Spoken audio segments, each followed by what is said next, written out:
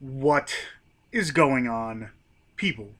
Back for another review, and if you couldn't tell by the title, I'm actually starting a new series. Yesterday, I started the Netflix and Chiller, where review horror movies on Netflix you should check out.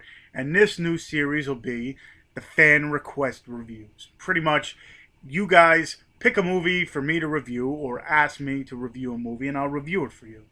This first one is The Cinema Snob. Almost couldn't get that out right. But the Hank Poole Network here on YouTube, he asked me to watch and review the movie, so I went ahead and did that. Again, it's called The Cinema Snob Movie. It's directed by Ryan Mitchell. It's written by Brad Jones, who actually plays a character in that movie, in the movie called Craig Golightly. It also stars Jake Norvell, who plays a guy Neil Hall, and Noah Antwiler, who plays a guy named Gene, among many others. So pretty much what this movie is about is the guy Craig and Neil. They're a writer and director team that want to get this one movie called Black Angus made. But pretty much they're the kind of people that are more into the exploitation films that and not a lot of people. It's like more the underground stuff that not a lot of people are into. And at one point they kind of need the backing of this one snob guy, I guess you want to call it. Runs a film community, or pretty much he's the guy you have to kind of go through to get the correct permits and everything to make a movie. So pretty much this guy says, when he wants nothing to do with an exploitation movie, not his style, so they're not going to get the permits that they need. So them two, they kind of come up with this scheme to kind of get in his good graces. So the guy Craig decides to, cut his hair. At first, he kind of reminds me of Kevin Smith kind of deal. He has this long hair. It's got this big goatee. He's got, the what do you want to call it, wool hat and everything. Kind of look like a Kevin Smith, like Jay and Silent Bob kind of deal. So he ends up, going incognito. He cuts his hair off. He trims his beard and everything, slicks his hair back, and he pretends to become this, snob, this movie critic snob that now ends up into this film community, I guess you want to call it, to try to get in the good graces of this, the guy, the head honcho, I guess you want to call it. So he ends up going to these meetings, and what they do is they just sit there and pretty much critique movies.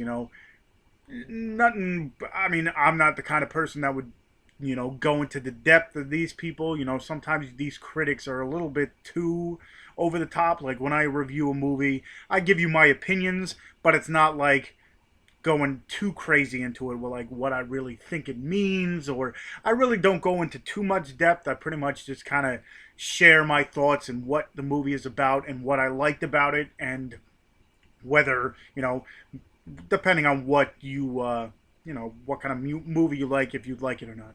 But I'm getting off track. Pretty much what happens is this guy Craig goes there, starts going there for a few weeks, and then they kind of like get a liking to him. But he also goes under a stage name, and as this is going on these few weeks, all of a sudden out of nowhere, these murders start happening. So all these people are getting worried and everything, because the only people that are really dying are these people that are in this, film critique world kind of deal. This guy Craig ends up, befriending and kind of falling for this head honcho's wife. They start hanging out together, and at one point in the movie, they end up going on this adventure to kind of find out what is going on, because it started with one person getting killed out of this group, and then it went to two and three, and sooner or later the entire, like, everybody that was in this group or this community is now dead. So Craig and this guy's wife are on a hunt for the killer. Meanwhile, the guy Neil is kind of just in the background, doing his thing. And then at the end, you kind of find out the entire story kind of wraps up and find out what's going on. For a lower budget movie, I must say some of the kills that are in this were more impressive than I've seen some lower budget movies. You can tell, it's really low budget. That you know you look at some of the death scenes and you're like, whatever.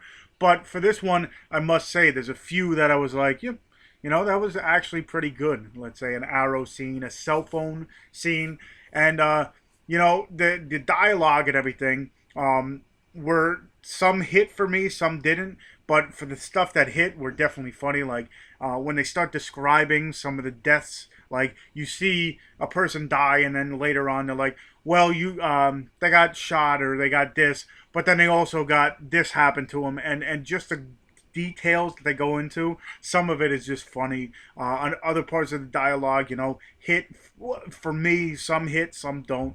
But it's definitely a movie that I never heard of, and then I watched. I was pleasantly surprised by it. It's actually a pretty longer movie. It's about a little over 2 hours, or close to it. That was the longer cut that I saw. But you know, uh, I wouldn't call it horror or anything. It's more of a thriller comedy, if you want to call it that, because it does have its comedic aspects. It's got its thriller where you're trying to find out who's doing the killing on the side. It's very interesting. Definitely, I found out digging a little bit deeper that it actually is a little bit bigger than just this movie. There is cinemasnob.com, I believe. I'll have all the links and everything. That's where you can also purchase the movie. I looked for it on Amazon and I couldn't find it. But they do have a cinemasnob.com, which I'll leave the link to, where you can check everything else out. It's a whole website, and also purchase the movie there. But yeah, like I said, I was very impressed by it, especially for, I don't know how much it was made for, but again, some of the killings in it were definitely more interesting than most, and then it puts it into perspective. Like, I definitely agree with some of these critics go way too deep into movies and think certain movies have a deeper meaning that they really do, and it's just funny hearing some of these people how they portray some of these critics, and how they could take a movie that's supposed to mean this and misconstrue it into a whole totally different realm.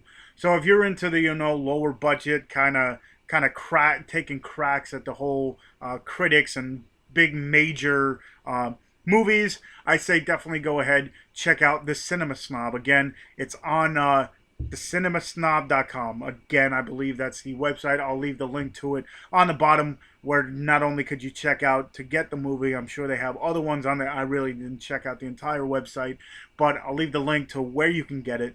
Definitely go ahead, check it out. And yeah, hopefully you enjoyed this movie. Again, this was a fan request, so if anybody else has a movie they would like me to check out, let me know. Again, I do have an Instagram for all my movies back here, so if there's a picture that you see that you want reviewed, definitely let me know either through here or through Instagram, which I'll leave, again, the link to that if you want to check it out.